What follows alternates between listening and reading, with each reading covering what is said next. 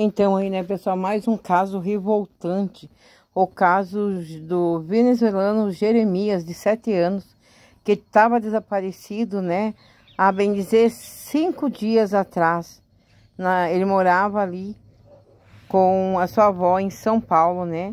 Eu vi ontem pelo balanço geral, né, e estava acompanhando o caso sobre o desaparecimento dele, do venezuelano, né, que sumiu após brincar em um campo de futebol em frente à sua residência, onde morava com a sua avó na zona sul da capital paulista. Dona Carmen Marcano, a avó do menino, se mudou para o Brasil há 2 anos.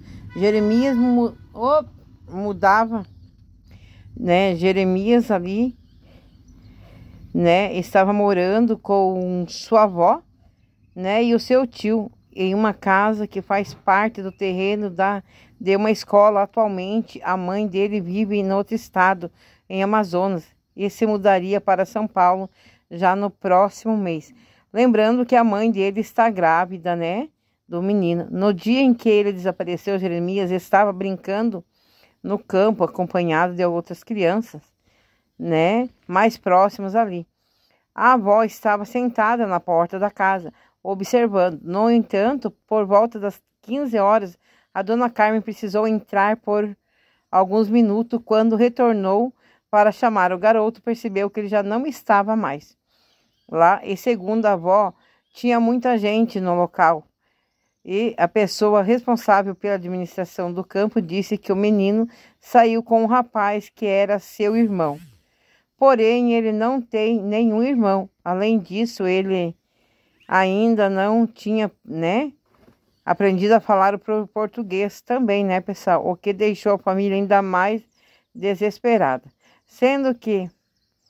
Sendo muito dolorido, e se fosse, né, e como se tivessem arrancado algo de mim, lamentou a dona Carmen.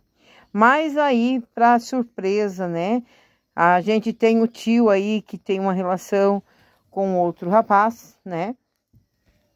E disseram ali que tinha um menino que tinha encontrado, então, que tinha saído com ele, né? Mas ficou meio que obscuro esse negócio. Entraram em contato com o Dr. Guastelli. Quero aqui já de antemão dar os parabéns para o Dr. Guastelli pela posição que ele tomou depois que ele apoiou a família ali. E quando ele descobriu que tudo pode ter sido enganado, né, por depoimentos, por não falarem total a razão e a verdade para ele, depois ele descobre algo muito importante, né? E o menino, né, que não está mais entre nós, o venezuelano de 7 anos, que desapareceu na zona sul de São Paulo, foi encontrado nos fundos da casa do tio, que tem a guarda da criança. A polícia fez buscas pelo menino em um terreno onde ele foi visto pela última vez. Testemunhos disseram ter visto Jeremias na companhia de uma família. Uma câmera de segurança flagrou o momento perto e de um comércio. Os 2 suspeitos foram levados para a delegacia para prestar depoimentos. Mas depois o Dr. Guastelli, essa noite ali, ele desconfiou de algumas coisas pelo jeito de falar. As pessoas que são expertas nessas coisas, elas sabem no falar, no andar, no agir, né? E o Dr. Guastelli percebeu que ele, de certo, estava muito nervoso, alguma coisa parecida. Chegando lá na casa, o Dr. Guastelli falou que tinha um cheiro ruim, mas eles falaram que era por causa que estava fazendo uma limpa lá por alguns insetos, né, pessoal? E mesmo assim o Dr. Guastelli estava com os cães farejadores e o cão farejador apontou algo muito sério. E foi feita uma coisa com requintes de crueldade. Aonde que nós vamos parar? A própria família fazendo isso com seus entes queridos, né? Um cara que estava com a guarda como se fosse pai, mesmo que não fosse, que fosse só o tio, né? Mas onde é que já se viu o que fizeram com essa menino, com o Jeremias, o venezuelano, né? Que estava aí há 2 anos aí morando mais junto da sua avó A mãe estava para vir aí morar ali perto deles agora, dias mais próximos. Então é muito triste, sabe? Só até que ponto, o que está acontecendo? Pessoas que eram para cuidar, crianças que eram para defender, pessoas que eram para apoiar, né? E o perigo mora dentro da nossa própria casa. Por qual motivo que fizeram isso com requinte de crueldade? Pelo que o doutor falou, doutor Guastelli, foi triste demais, é horrendo demais. Portanto, que ele saiu do caso e ele está mais do que certo, sim. Porque primeira mão, por isso que eu digo aqui, gente, vocês têm que, qualquer pessoa, qualquer pessoa, a gente tem que contar tudo para os nossos advogados. A gente não pode estar escondendo esse tipo de coisa. Isso é muito grave. Eles estão sendo ouvidos, né? Eles estão ali como acusados, não é que eles são, né? Ainda a gente não pode dizer que eles são os principais, mas tudo leva a crer que quem que ia fazer essa maldade, trazer na casa da família para colocar lá dentro, seria de muita crueldade. Mas por isso que eu digo assim, ó, nada que fica oculto, que um dia não vai ser revelado. E tá aí, a gente pode ter uma grande reviravolta nesse caso do Jeremias, o menininho de 7 anos que estava desaparecido aí. E vocês já pensaram nisso, pessoal? Que triste. Que o garoto foi encontrado morto. Eu queria que o doutor explicasse para a gente, depois de conversar com os policiais, tanto o Isaac quanto o Leonardo, que é o tio do garoto que tem a guarda, né, e se coloca como pai da criança, e o namorado do Isaac e o Leonardo, eles foram levados neste momento para a delegacia, eles estão sendo ouvidos, eles são colocados na condição de suspeito. Ó, esse de camisa vermelha, lado esquerdo e boné, é o Leonardo, namorado da direita, sem boné, é o Isaac, que é o tio do garoto, irmão da mãe do Jeremias, mas que tem a guarda da criança e se apresentava como pai do garotinho.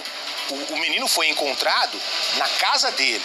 O corpo foi encontrado nos fundos da casa, numa área de mata. Eles são considerados suspeitos neste momento? Foram levados pela polícia ou não? Você pode trazer essa informação, essa confirmação pra gente?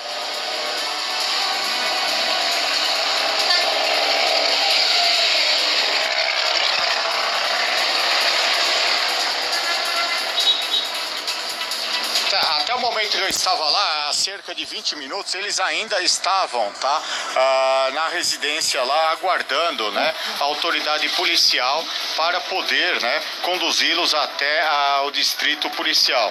Tá? E também está aguardando, né, a perícia para fazer o recolhimento do cadáver, né, o encontro do cadáver, que vai ser periciado o local, e depois vem o rabecão, né, o corpo do IML, para fazer esse transporte, né, do corpo até o Instituto de Criminalística, para aí sim ser feita a autópsia desse cadáver.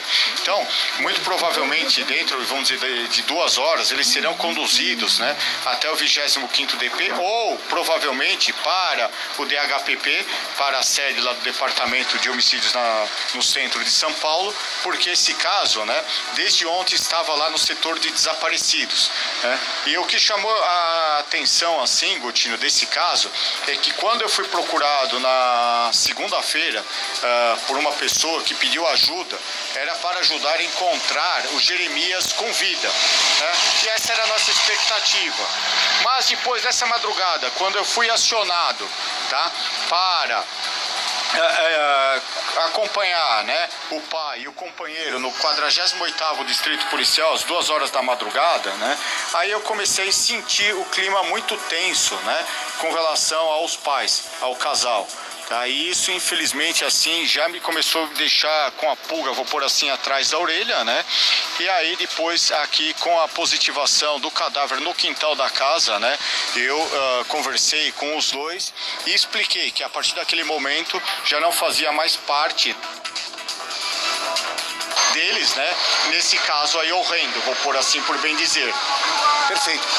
Eu sei que começa a chover aí na zona sul de São Paulo, mas antes da gente encerrar, tem uma pergunta do Renato Lombardi. Por favor, Guastelli. Qual seria a motivação, qual seria essa criança?